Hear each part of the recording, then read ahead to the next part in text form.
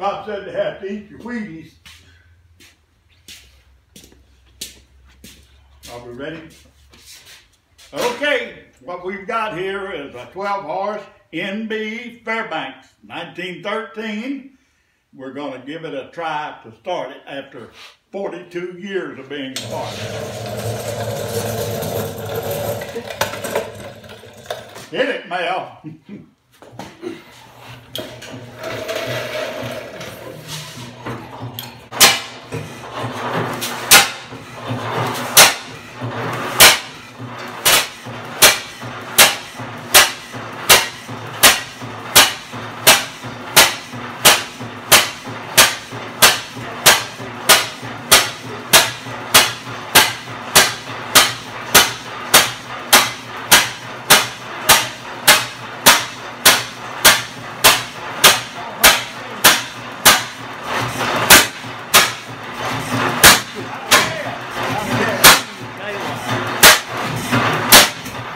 That's the exhaust.